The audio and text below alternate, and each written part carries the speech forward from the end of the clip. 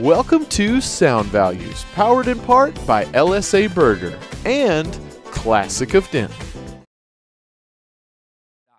We are located in the beautiful Discover Denton Welcome Center on the ever foggy Denton Square. We've had some interesting weather this week. My name is Kind Beats, and I'm sitting here with the master of the Wing Challenge, the bearded flow man, and every once in a while you might see him playing on a little hand drum. This right here is K-Dog, also known as Caden Powers. How's it going, man? Thank you for having me. I'm doing good. It's good to have you on, man. You were working today, so how'd that go? I know. Not too bad, Tuesday with the dreary weather, pretty slow. Yeah, there you go. Well, I'm glad, after a day's work, you're able to come out and hang out with us, man. So we've got some stuff to talk about tonight. I want to kind of talk about music, talk about just like your experience and kind of the scene and how things have changed over your time here, because you've been an observer plus a performer.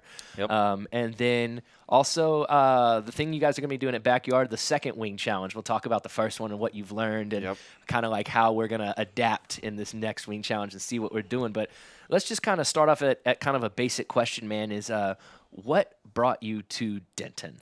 Why are you in this lovely city? Originally, it was because I was moving out of my mom's house, moved in with my dad, and finished high school here, and then didn't really move back. I started to like it. Carrollton had some music scene, but not as I don't know. There wasn't a place you could go above 18 to go hang out and watch music every weekend. Yeah. And at the time when I came, it was Haley's. So I spent a lot of time there. That's awesome, man.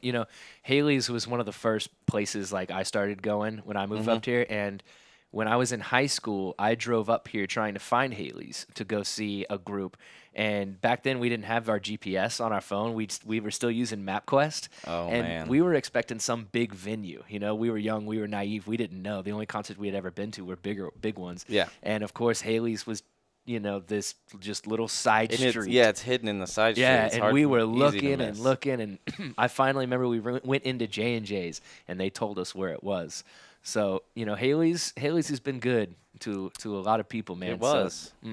So when did you kind of start getting involved or just kind of enjoy, like, let's see. Let's not start with making music, but what was the first music that you kind of saw as your music? When we're growing up, sometimes we listen to stuff, but then all of a sudden, around like 12, 13, we find our, like, oh, this is mine. This is what I listen to now. It was mostly a little bit of older stuff. Growing up, my dad is a huge, like, 80s, early 90s hip-hop fan. Okay. But he also... his favorite band is Metallica, and so Run DMC mixed with Metallica, Yeah. That's where I kind of got to my favorite band, 311. Just there you go. Big mix of that. But younger, it was LL Cool J who really was like, rapping was like, that was the thing for me. I can still remember the, like, Mama Said Knock You Out music video. Yep. Watching that for the first time at my friend's house on this tiny little TV when it was on MTV. I was like, what is this? But I really liked it. It just felt powerful.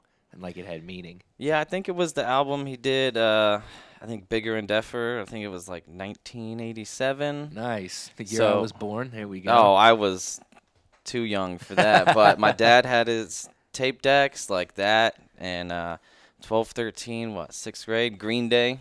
Oh, yeah. Really big into Green Day. That's for right sure. when American Idiot came out. So probably the last one I listened to. But I did love the original tapes that my dad had. So. Green Day for me, I stole my brother's Green Day Dookie CD, and we used to listen to that. And we had like a small pool table that you could set up. It was one of those like that you bought in the '90s that could change into like 3 different things. Oh, you got the ping pong table. Yeah, my parents got us one of those for Christmas, and me and my buddies just used to jam that Green Day CD and play pool in my room. Like, I don't know, like we had our own little speakeasy in there, sipping on our chocolate milks with a straw. That's a good album. Yeah, man. So.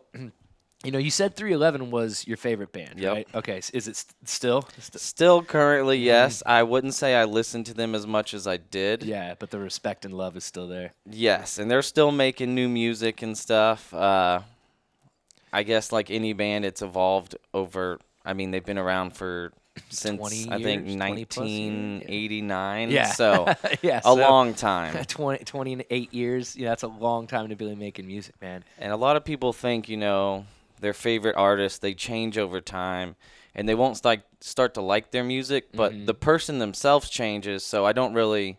Yeah. I try to just take it as what it is and not what they used to be. Yeah, exactly. I think that's a really good point. One of my favorite bands is Incubus. Still to this day, they're like They're I can go back and listen to certain albums and I can be like, oh my gosh, this is incredible. But now I can go back and listen to, like, I remember when A Crow After the Murder came out. I was like, what is this? This is totally different than Morning View and Make Yourself and Fungus Among Us. Like, what am I listening to right now? But then as I got older, and I started going back and revisiting that album and listening to those songs, they made a lot more sense and I connected with them a bit more. Just as those artists were getting older, and so that's kind of and 311 and Incubus were kind of in that same realm of music together. They definitely were for a while. So I remember listening to Amber, just like driving around with my buddies, searching for skate spots, and that's to this day you can hear that very beginning, and it's just calming. It's very soothing. But then of course you have the more shreddy ones, and that was the most high pitched like rap voice I had ever heard at the time. Oh, S.A. Martinez. Yeah, and it introduced me to that kind of style too. Where you could combine the rock music with a little bit more of rap. Because before that, kind of like you said, all I had heard was like Run DMC combining with, was it Aerosmith? Yeah, with Aerosmith. I'd heard them do that, but this was a little bit different. And a lot of people don't realize, but S.A., if you listen closely, he's also the DJ. And so in their live shows, he's DJing, but he's so far on the side of the stage you don't realize it. But if you listen to more of their hip-hop tracks, he's actually scratching them live. Yeah, there's an actual video of him where there's a part where they show him where he's, like a music video. That's where he goes, and I was the first time I was like, oh, this guy. And once again, Incubus had a dude who their homie who scratched as well. So those two groups of music rolled very close. My buddy Mitch was a huge 311 fan. Homie Jeff Knudsen, shout out to Jeff. I haven't seen him in a long time, but he was like bar none the biggest 311 fan that I had at that time. I know maybe y'all could sit down and have a Jeopardy and see who the real winner is here. But what kind of other, listening to 311 and stuff, how did your music start to expand from there? Because you have your favorite band and then we start to kind of like trickle out. So where did the music start to grow? Well, I mean, as everybody else, getting into reggae, it was first, Bob Marley, but then that introduced me to 311, and then I finally I was like, all right, there's this whole world of reggae, not like under Bob Marley. Like there's tons of older Jamaican artists, then I learned about like Buju Banton and like people like that. Yeah.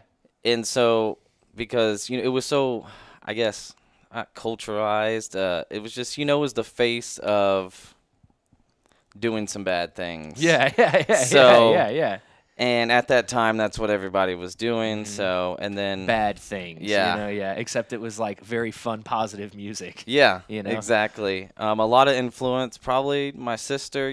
She listened to a lot of punk at the time and mixed with like some Taking Back Sunday. So then I kind of got into my emo phase. Yeah, those were good times. Oh yeah, the hair, man. Oh, dude, the hair.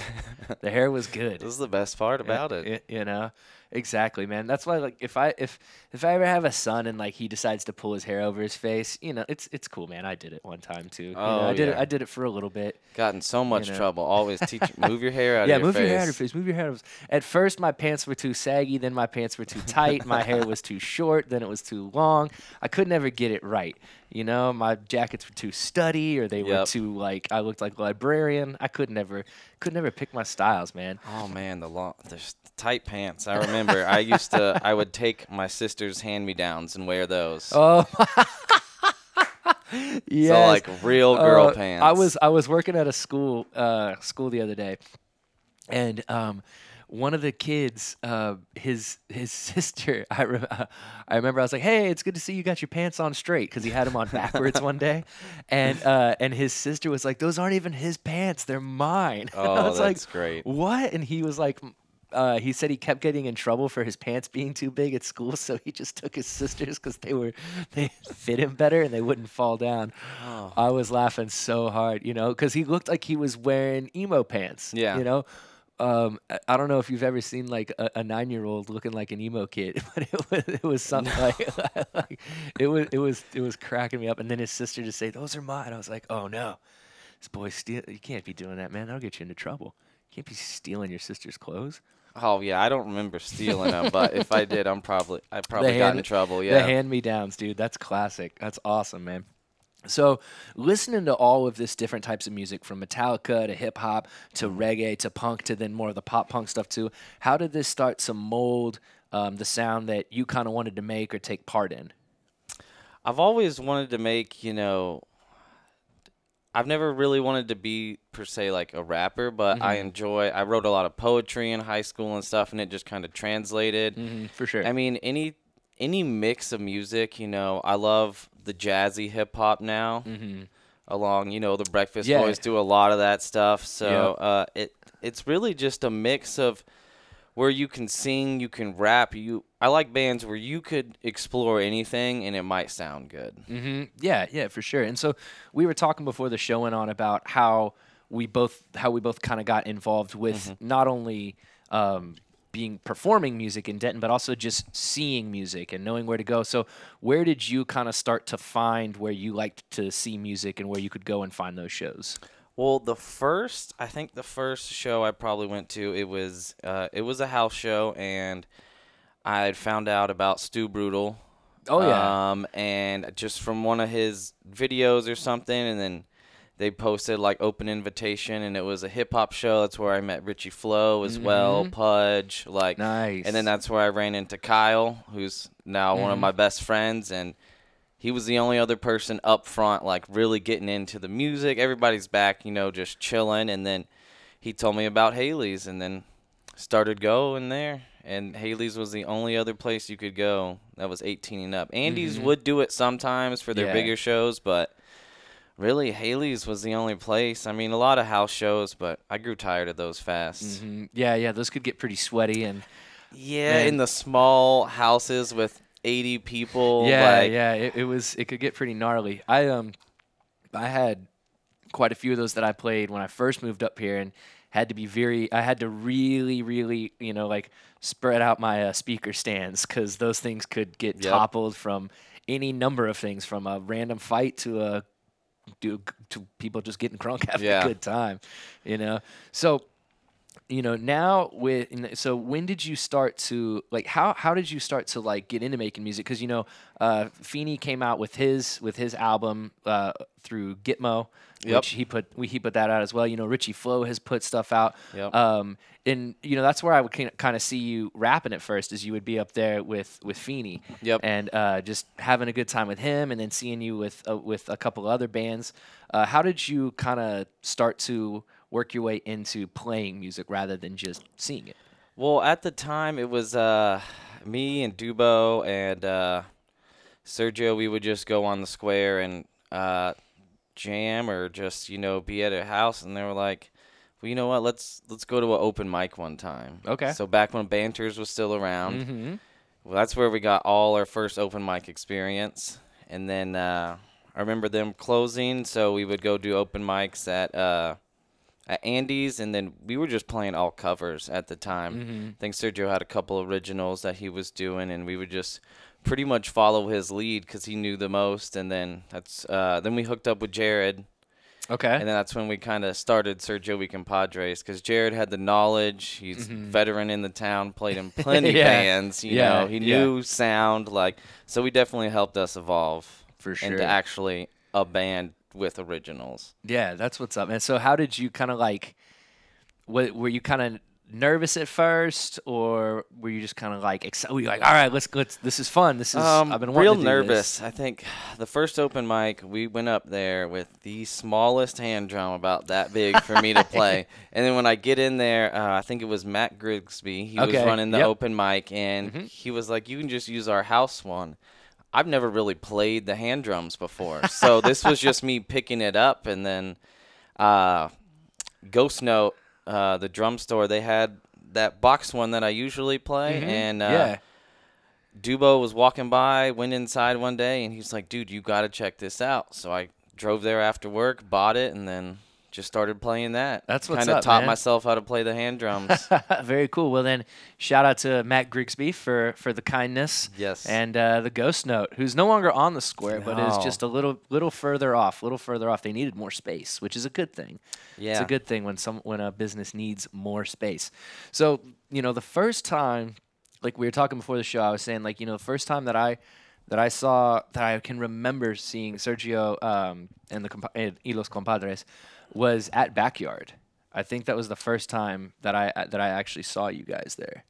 And this was, of course, on the old stage, probably yeah. two and a half, long time ago, man. Yeah, we played there a lot during the first like opening 6 months. Mm-hmm. I think we played a show there, and then I was like, I want to work at this place. And then Tiffany Johnson was there doing the music stuff at the time, and she, got me a job doing security, and then did everything else since, and Exactly. landed in the kitchen. Man, that girl gave so many people jobs that needed them. Yeah. It was like, can you stand at a door? Like at the time, I was like, yes, I can. Like I will stand at a door all you need. Okay, can you learn how to run sound? Absolutely. Yep. Okay, can you do this? Yes. Like I'll fold tables. What do we need? So, that place has, I would say that Backyard has been one of the biggest supporters of not just Denton causes, but Dentonites as well. Oh, yeah. It's You put a know, lot of people lot- on for sure. A lot of people have either had their first show there or have run their first sound there, have learned how to run sound there, have had their Yep. first residency there, have got, a lot of and have done. So for me, it's been invaluable. I've expressed that numerous times. Oh, well, you have the longest running residency there. Yeah, we try. Y'all are over a year now. Yeah, this June will be 2 years that we've been Oh, man. going there. So that's been me and Lofty showing up every day at that point. Yep. So every single Sunday, man. But it's, you have to realize like how lucky you are to really have something like that when you get to like a place where your type of music that you enjoy, you can give kids a spot to go Yeah. and like play, and not only play, but actually make a dollar doing it. That's what's ultimately like, That has been one of their main things. Yeah. They take care of the artist, man, Yep. which is something that I remember talking to Tiffany and other people about when it was all first started coming up. They were asking artists around town, like, what do you wish is one thing that would change? And that was just like one of my things is, I wish that artists kind of had a guarantee. It didn't have to be huge, but we weren't going to get paid via how much the bar made. That was Yes. one thing. It was, it was like, look, I'm not asking for $200 to play tonight, but, I'm also not just I'm also not asking you to come out and do it for, just part of the bar tab. So that was one thing that was like, Yeah. I really felt like Backyard started to make a big switch in the area for that reason. Is like bands and DJs and everybody knows, okay, cool, like I'm actually going to get a guarantee. And it makes everybody want to play there and Yeah. want to promote a show and like want to come back. I think that's the big thing. It helped drive promotion. Yeah. Because a lot of people weren't putting in the promotion in these smaller bands. It might be their first show, but like knowing you have a guarantee, well, now we know we're going to make this money. Let's put some money into promotion, just paid Facebook. Event, Exactly. As you were man. saying earlier. Yeah. So I'm not going to sit here and gas you up about where you work too much. It's just you do work there, and you guys have thrown some fun events, man. Some cool events. I've seen you guys play there. Were you there when who am I? Why can't I remember? Oh man, the hip hop artist that Cali had out. Dude, help me out here. Mr. Pookie. Oh, yes, I was there. I love that. Yeah. That was a fun time, man. That was a great show, That was a great show. And that's what I mean. Like, there's not many places where you're going to get to go and see Mr. Pookie in a tent. It wasn't a tent. It was during Yeah. the winter time. Yeah, and people actually showed up for it being 45 degrees. Yeah, man, you did. And then, like, I remember waking up and there were videos whenever Beto O'Rourke came to town, and there were people, and there was like 4,500 people. There were people like peeking, like in the chicken parking lot, they like, blocked filming the it and everything. driveway. They like shut down part of the street. Yeah, Oh man, that was a crazy day. Yeah, I remember my girlfriend was like, "Look at Backyard right now." I was like, "What event?" Oh, okay, it's that guy. Yep. All right. I was like, "What band brought that many people?" That was actually the second time he's been there. He was there a year before, but it was before he was. I think I mean, running for internationally known, yeah. yeah, really big. And so the first time he was there, I believe there was still 300, 400 people there. So Man. Yeah, and that's what's crazy about that space is it doesn't feel that big until there's that many people in there. Yeah. Like when we do the Denton Pride events there, dude, and there's that 900,000 oh people yeah, the in drag there. events It's make like, it whoa, look really big it when looks there's 1,000 people huge. actually standing in there. Yeah, I've been, when you're on that stage and you're looking over it, it's crazy, Mm-hmm. man, to see all those people out there. And that's where, like, it's only 800, 900. Sometimes you got to wonder, like, what are these bands, like Incubus 311, who we've talked about, who have thousands of people coming to Yeah. these shows. What would that be like to look over all those people? Just a sea of people. You It- probably don't even get to be able to see them all Yeah. unless they turn the lights on. Yeah, the first time you'd see that, you'd just be like, I'd get so nervous, man. I am nervous. I just do my best, to just get through it. So, Yeah, I was watching the Rapture show and seeing some of those artists come up and how they. It's like, man, that's very inspirational. It's like I almost teared up watching this because them getting excited when seeing that many people for the first time was like, yeah. I can pretty much cry at anything. Though, so A real softy, huh? yeah. Well, man, you made some people cry, I think, a little bit whenever you did the Wing Challenge. Oh, yeah. So when was that? Was that about 2 months ago when we did the? Yeah, it was the end of January, Okay. I believe. Yeah, man, and I remember just watching, a few people, Joey Johnson being one of them, but our boy G just crushed it. So He did. Yeah. I still don't know how he did it so well. He finished the 12 wings in 1 minute and 47 seconds. Golly. And this wasn't like a regular hot sauce. I made it with some ghost peppers, some Thai chilies, some New Mexican chilies, and lots of habaneros. Oh my goodness. So it was a good mix. So this time we got to go a little bit hotter. There you go. I Yeah. still think he's going to win. That's what's up. So how do you kind of start like your preparation for a sauce like that? What did you guys have to do? So I actually recruited one of my friends, Tim Creek. He, living with him, he always made his hot sauces in the house. And, sometimes you'd have to leave all the windows open because it gets real smoky in there, yeah. like smoky to the eyes, not like the actual smoke. Yeah. Oh. So we started with a base of like some onions, some carrots, a little bit of oil, and then I think maybe a little bit of celery and just made it like instant down a little bit. Okay. And then started chopping up all the peppers and throwing them in there. I mean, we put it in a blender to make them like Okay, real that's how you- pasted okay. first. And then vinegar as well. I think we used a thing of vinegar and then just kind of got to cook it for a couple hours. Yeah. It made it real thick, almost pasty-like. Did you try it? Oh, I tried it during, so I didn't want to try it after. Because we were like slowly adding the ghost pepper in because we didn't want to use too much. Yeah, you don't want to be like, okay, dude, we're gonna hurt someone. And I think that's what a little bit of the town uses. I think Rooster's Hellburger is also made with the ghost pepper. Yeah, you got to sign a waiver. Yep, My that buddy- was the big. I think my buddy's got like 15 waivers signed. He's always like, Oh man. can I just like scan a thumbprint or Yeah. something? Like, you guys can scan my retina, know that I'm down. Mm-hmm. Man, okay, so you paste it down, and then did you let it like sit overnight? Or? Yeah, we let it sit overnight. I made it the night before. Okay, and then it's spicier the next day too. Oh yeah, After it it's was just sat it was there. spicy. I had some left, and people actually took some of it home. Nice. Ooh, that's good. I'm gonna let my buddy Jared know. Be like, hey man, there's this wing competition coming up. You got to look to enter. So that was, you. What did you learn from your first experience doing this? First lesson was don't let 25 people sign up. Okay. Because one, that would have been way too much sauce to make.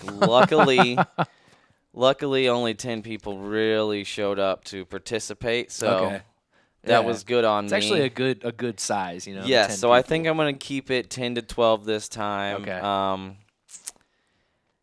Man, I got to make it hotter. I That's love- it. That's one of the biggest things. More volunteers because it was hard to time everybody accurately. I mean, it is all for fun, but I really Yeah. do want to make this a thing where I do it maybe 2-3 times a year. So more volunteers, keep the music. I mean, really, it was just the hotness and getting people to come out. It was Yeah. really cold. It was very cold. So- I mean, I remember y'all bringing those things out, Yeah. and just the steam. I might even have some pictures still on my phone. Was there anybody who, like, we don't have to call them out, but did you have anybody who couldn't make it through? Who was like, Oh, this is- yes. Only 4 out of the 10 people finished. Really? So it's a timed contest. So you Okay. have to eat the 12 wings in under 6 minutes. Okay. And then we start a timer that you have to wait 5 minutes before you get milk or anything like that. So you only get water during the whole contest. Oh man, and the water doesn't do anything. It just Oh makes it no, work. just It to wash it down. it just thinks it's gonna it's gonna work, but it doesn't. It doesn't work. It doesn't Probably work. get some ice cream this time Oh because yeah, get some just bluebell. to cool people's mouths down. Yeah, you gotta have them do something that's like slightly humiliating, before they get the ice cream. Oh You know, yeah. it's like, you're gonna get you gotta sign this you gotta sign this I gave up thing right here. You gotta go sign the I gave up board Yeah. over there. Sorry, buddy. He'll be we're gonna leave it up for 4 Well, days. I was the whole week. trying to convince somebody to do like something afterwards, like say Gerardo character, have him rap afterwards. Like how hard would that be? Or Joey Johnson, have him do a He's gotta comedy do a set comedy afterwards. set. I feel like that would be the hardest thing in the world. That would, I think, watching Joey Johnson do a comedy set after eating those wings would be one of the funnier things I've seen. Yep. Or yeah, even character trying to do it, but see, I feel like character would use the pain to his advantage somehow.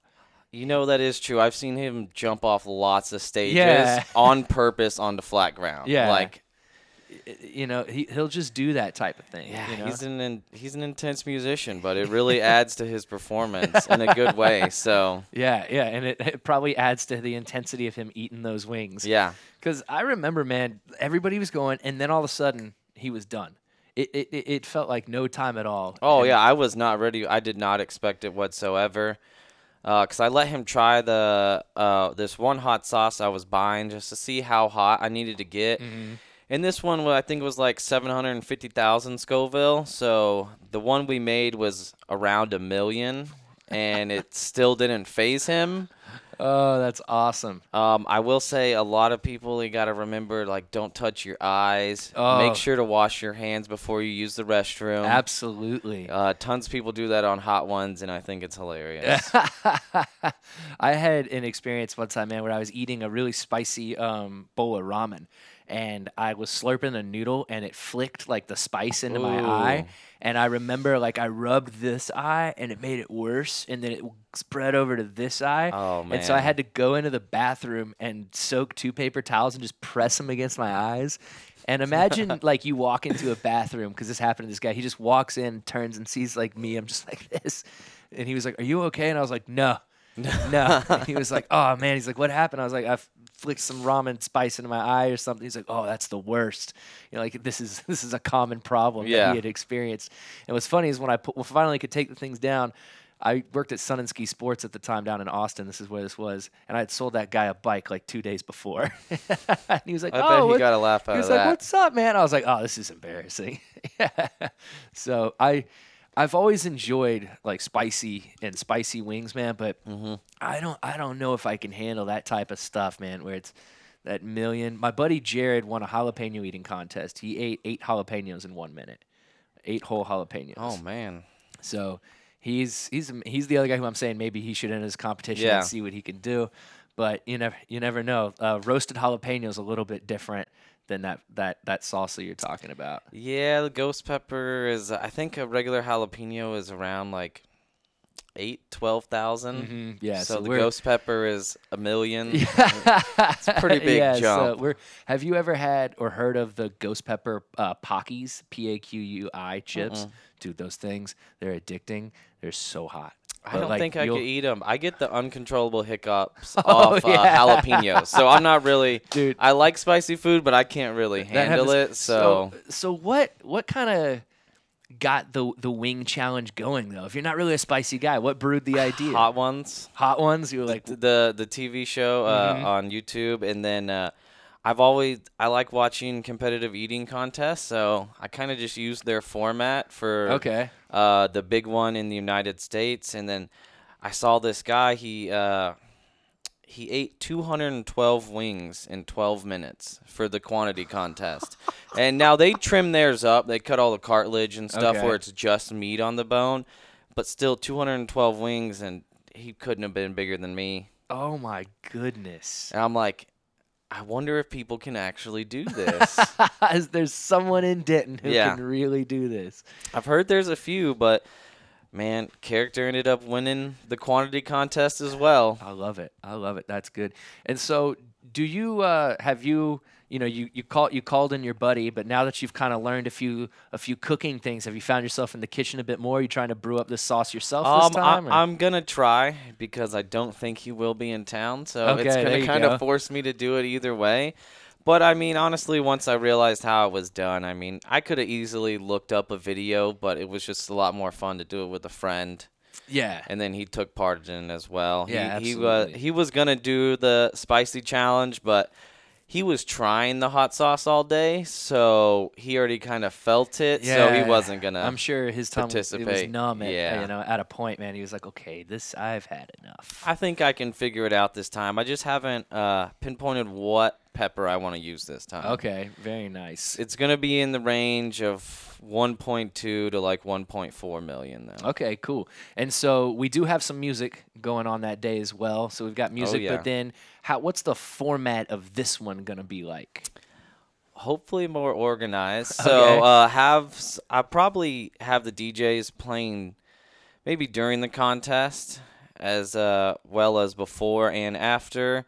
So it'll just be around 5:30. We'll have the contestants ready. Start the contest at 6. Do the 12 minutes. I mean, because it's a really short contest. Yeah. Hopefully have some people out live streaming it again. The Dentonite was out there last time, so that kind of helped get some exposure. They took some good pictures. And then hopefully more people for the quantity and I want to make it more like a spectator sport, not like a Yeah. competitive thing, So probably put them up on the stage where everybody can actually look up and see Yeah. them, because last time it was like everybody crowding around looking down at the tables. And now, if you're keeping it that 10 to 12, that stage is plenty of room for Oh, that, but it's plenty not of- big enough for 25. No, That's perfect for not 10 at to all, 12. yeah. So is there an entry fee? Or how does Yeah, that kind of work? last time I did the entry fee was just the price of the wings. Okay. So it was $12 to eat 12 wings. Okay. Because that's what we usually sell them for at Backyard. And the quantity, I was doing $20 just because if you sit there and eat 60 wings, that's a lot more money. Yeah, So, yeah. But honestly, we did end up breaking more than even with There you go. the door price, and it was only $3. So you come this time, you'll get 5 awesome DJs and Ariel and the Culture, which is Yeah. my favorite band in Denton right now. One of my favorites, man. They've been on the show, I think twice. Yeah, they came on the show. Just Jason and Brandon. Brandon, right? Yeah, Brandon. I always get my Brandons and Brendans mixed up. Yeah. Jason and they came on the show, and it was they just had a track that they played like through our system, and then Brandon played his horn. I do remember seeing that. Yeah. And Jason was here rapping, and that's when I was like, yo, these guys are good. Jason just had a real cool, different style to him. He was good at kind of rapping while kind of singing at the same time. Yeah. I told him that he did it better than Drake. I remember. I was like, and then we had the whole band come in here and play. Okay. So I imagine all those people also. I mean, they didn't the have Tiny Desk they didn't have concerts. the female vocalist with them at the time. Okay. But I don't think they were signed on. But then I got to open for them, which was a blast up at LSA. So we got Oh, to up that's to awesome. LSA, got to open for them, and yeah, those kids are awesome, dude, and they're gonna just keep going. And going Oh, and yeah, I going. had them play my birthday show last Yeah. year. They played the first wing event. They're going to play this wing event. Yeah, man, They get better and better every time I see them play, and man. they just write good music. They're just They good do. musicians, and they have such a good vibe, dude. Yeah. And Jason's one of the best frontmen I've seen since. Oh, he controls. Since Brandon Dowd and like Will Yeah. Niffin and those guys, who just can get up there and really kill it. I love it. Mm-hmm. So it's a lot of fun. It's a lot of fun, man. And, we love playing any of the events that Yeah. y'all got going on. So who designed the poster this Oh, time? Mallory Murphy. Oh, dude, She so designed well the one done. last time as well. Oh, she's great. I just That kind of she did everything herself. Like Mm-hmm. she just made up some ideas and Yeah. just let her run with it. I love to see that her and Taylor Higginbotham are both like making flyers for all different types of people and stuff. Oh, like, yeah. he did the hoop competition one that we have coming up, and it's cool to see so much like local people like with that talent being used rather than outsourcing it. you Yeah, I know? feel like I could just make an event page and make some small graphic, Yeah. but it provides money for the artist and then better exposure, because when you see a poster like that, it makes you pay attention Yeah. to it. Yep. Yeah, and I myself have, I've purchased her prints, a couple Yeah. of them. I had no idea that she did art whatsoever until one day she was sitting at the bar with her little electronic sketch thing she Oh, had. yeah, her and I was iPad, like, yeah. that's really cool. Like, what? And then she started doing that stuff and printing all those things, and all of a sudden I was like, okay, what is, like, she posted a picture of it, and I remember I was at Oak Street, and I sprinted over there and went, and I was like, do you have another one? She's like, yeah, and I think I paid her like $5 extra because I was just like, no, I don't need the change. Oh, dude, she's great. She can make some awesome collages. Yeah, man. So you were saying earlier, you're like, I've worked there for a long time, but that's a good thing. I think it's a good thing, man, because you keep those events going, and Oh, yeah. you're a fun, positive guy to have around too. So I've gotten to see a lot of different music there too what's some of your favorite music, or like, has it opened you up to different types? it has opened me up. Like, I honestly didn't really know what math rock was. But Neither did I. The technicality of it, and it reminds me a lot, like the same reasons I like jazz. It doesn't have to be on beat, but like Yeah. technically it's proficient and it sounds good. And I guess the first band I saw that really made me get into it was Seafire. Okay, very They're cool. really good. Very cool. I forget the name of the band that. Rorschach. Rorschach was the Rorschach, yeah. first band that I said. It was 3 guys, and I ran sound for them the first time that I ever saw them. And that was really, man. Was like, that at Backyard? Yeah. Okay, I think they've played there a few times. Yeah, when you start running sound at a place, you start to appreciate a lot of different types of music. You're almost kind of forced to, or else you'll hate the job. That's very true. But you do. You're kind of like, oh man, I never really liked Southern rock, and guess what? Like, these guys are really good. Yeah. Or, why am I having a blank on the band right now that I'm thinking of? I can't even I can't remember it right now. It'll come up. There's so many bands that come through. Like, I can never Yeah. keep up. Yeah, exactly. So, there's been, and another thing, like, you guys have brought in so much different, to where you can hear like noise rock one day, and then country one day, and then this another day. So there's just a lot that flows through there, man. So we all appreciate it. Oh, yeah. in Zach the over town. there does a great job doing the booking. So, man, we're getting closer to the summer. Summer's getting closer. Spring's right around the corner. We're starting to see some warmer weather. Are we gonna see Sergio y los Compadres maybe come back out and play a show? Are you thinking about getting on the stage at all? Or I do. I have a couple like hip hop shows coming up. okay, cool. Where are those, and what's the happening? I think March 21st at J&J's Basement, and Okay. then I think April 6th playing a house show. Nice, a house show. Yes. Nice, dude. I haven't played a house show in a very long time. Neither have I. I haven't gone to too much lately, but I've been trying to go to more, because that's really where a lot of the young musicians are that are coming up. That was one thing that I talked about too, that that you see kind of happening, is that when you go to these house shows, it exposes you to bands who probably haven't played at a venue ever or very often. And so when those kids get booked, that brings out a nice new crowd to not only experience music in this way, but also experience the venue, see what's happening, gives that band exposure. That was one thing that I loved about Denton when I moved here, is that you'd see these bands who played in house, at house shows all the time, all of a sudden playing at these venues, and then all of a sudden they're playing down in Dallas, and then all of a sudden these guys are on tour, and you're like, whoa, what just happened? So that was like the Boombox. I remember seeing them for the first time at Jago Street, and they've been all over the place and man. played everywhere. Yeah. Yeah, they're one of the best in Denton. Yeah, They've one been of the most around a long time. yeah, one of the most well known for sure, man. So, dude, we're just about close to that 45 minutes, man. You made it. Oh, you made man. it alive, dude. We're good. You know, he said he was a little nervous when he Of first got here, but I course. couldn't see. He didn't miss a beat. Didn't miss a beat, man. Before we go, man, is anybody you want to give a shout out to? My girlfriend, Lindsay. There you go. See, smart Always. man. All the people at Backyard, that have been there, haven't, have left. But, it really kind of made me more personable. The whole music scene, pretty much, Gitmo. He cut his hair. It used to be like this long.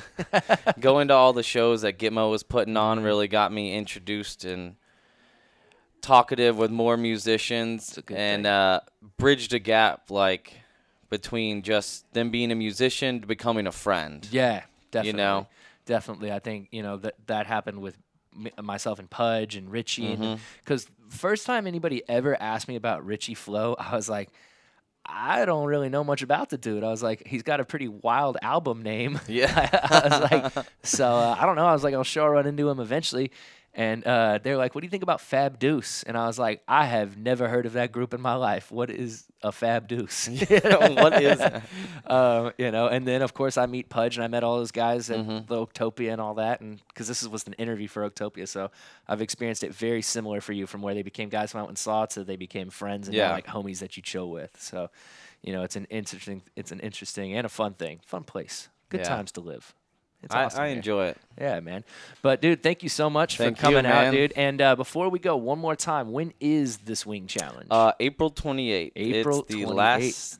last Sunday in April. All right, Also the man. last day of Jazz Fest. Ooh, it's going to so- be a spicy good time. Oh, I like yeah. it. Should be a good crowd coming sign over. up. Love Jazz You Fest can come up weekend. to Backyard, sign up, throw your name in the ring. I'm not sure how I'm going to pick people because there were so many people last time. I might just draw from a hat. Nice. Sounds good, dude. Well, ladies and gentlemen, once again, the man who makes the spicy wings, the man who makes the drums go down. This is Caden Powers, K-Dog. Once again, y'all, my name is Kine Beats. Y'all stay tuned right here for Ellie Bell and the Denton Vibe. I'll see you next time. Peace. Well, thank you for tuning in. We hope you enjoyed the show. Be sure to check out DentonRadio.com for new Denton artists and where they're playing next. While you're surfing the internet, make sure you check out our friends Classic of Denton at ClassicofDenton.com.